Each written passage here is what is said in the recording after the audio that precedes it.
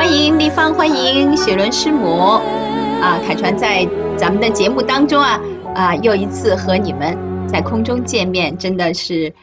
感谢神的恩典我们有这样一个平台。那记得上一次丽芳讲的也是泪流满面的，特别讲到她和父亲的关系，知道她和父亲呢本身其实没有这么紧密的连结，从小就看不到爸爸，只看到那一张照片陪伴了他10几年的光阴，然后又经历了爸爸回归之后父母之间的这样的和儿女之间的冲突不光是有代沟的问题，更有就是距离的疏远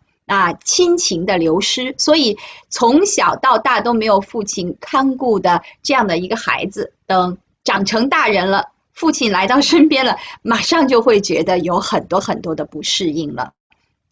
其实丽芳和父亲的关系是这样的一种在这样一个架构当中，但是呢，没想到当父亲真正的开始有这个身体的变化，得了癌症之后，丽芳会内心当中这么的难熬真是我们看到血浓于水，我们也真的看到这个亲情真是不能断的所以刚才上一次丽芳就讲到这个问题了，那我们也特别的想刚才我们讲的这个话题呢再拉回来丽芳，你面对父亲在这个马上要走到人生尽头的时候，你的内心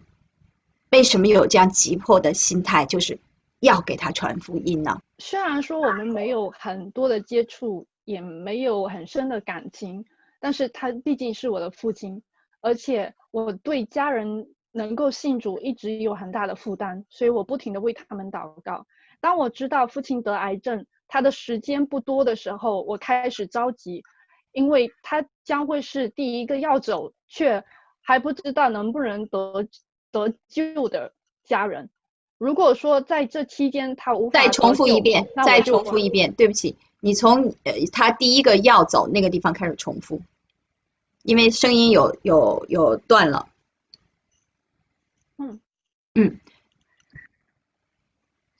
在我们发现他已经得了癌症的情况下面，我知道他的时间不多。如果说他在这之前没有信主就走的话，将会是我开始祷告之后第一个要离开却没有得救的亲人。那这样子的话，我心里面就特别的着急，很希望他能够得救。那在那个情况下，爸爸能听进去你的建议吗？我没有跟爸爸说，我没有在他面前提说你要信主，你一定要信主，我没有提过，但是家人都知道，因为我的言行举止，我每天为他祷告，我没有祷告出声音来，但是我感觉他们是知道我在祷告什么的。那我记得上一次你特别讲过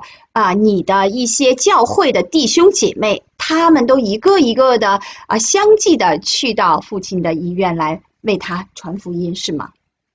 是的，也是因为这一些，我父亲开始改变，我感觉到在他们去看望完爸爸之后，爸爸会跟我妈妈抱怨说这些人来这边做什么，我还要去挺起身子去招待他们，去跟他们讲话，很累耶，叫他们以后不要来了。然后我妈就会把这个信息传递给我，跟我讲说你以后叫他们不要来了，你干嘛？然后我心里面想，为什么是我爸爸跟我妈妈说，然后让我妈妈来告诉我，他们没有直接跟我讲，那我就不单这件事情存在，我没有叫我的教会的弟兄姊妹们停止，而是他们想要去看他的时候就让他们去，然后慢慢的我爸爸就不再抱怨了。然后3月份的时候，在疫情爆发之后，我妈妈有一天突然间从疗养院打电话给我，跟我讲说，你能不能叫牧师过来给你爸爸祷告一下，他已经很久没有醒过来了，一直处于昏迷的状态。然后我就说我就安排，因为那个时候疫情爆发，疗养院是禁止所有的人探访的，已经隔绝了，我妈妈就一直待在里面跟我爸爸一起没有出来的。然后我就跟我的其中一个姐妹和牧师联系，然后他们都没有办法去到那边，因为这位姐妹打电话的这位姐妹，她因为在医院上班，她已经得了 COVID-19 冠状病毒，她没有办法出去，她已经自我隔离，但是她也答应跟牧师一起在电话里面为爸爸祷告，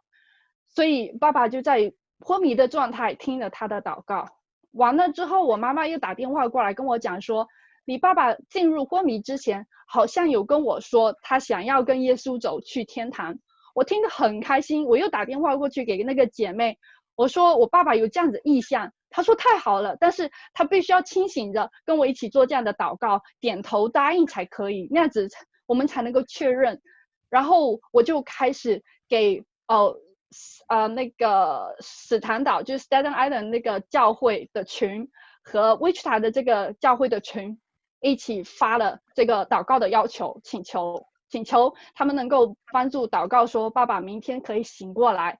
做这样子一个清醒的祷告。结果第二天真的一早就醒过来，是完全清醒的状态，他知道发生什么事情。我妈妈第一件事情就是打电话给我那位姐妹，叫她再给我爸爸祷告，做决志祷告。我爸爸在电话里面听完之后一直点头，他已经没有办法说话了，却不停的点头，点了好几下。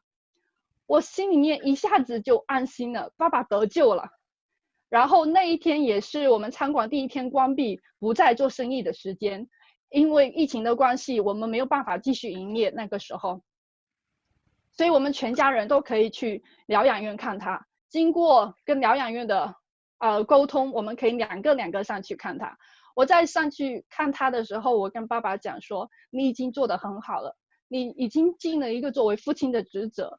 我很感谢你这些年的付出，我爱你。我在他额头上亲了一下才走。然后之后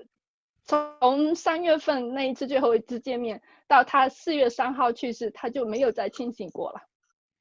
那是唯一一次他清醒的，也就是那一次主让他有机会信主得救，我特别的感激。真的是很感恩的一个见证，看到父亲在弥留之际，居然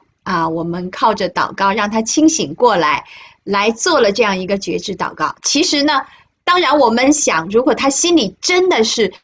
要决定相信耶稣，跟随耶稣的话，他一定已经去到那个美好永恒的地方了。但是如果他不清醒过来，来确认一下呢，我们做儿女的实在是不放心，因为我们真的不知道他到底去没去那个地方。这个也是天父的怜悯，让我们能够根据这个弟兄姐妹他们这样不间断的祷告去探访，然后在爸爸心里播撒的那个种子就发芽了。而且呢，真的在他最后的时候，他可以这么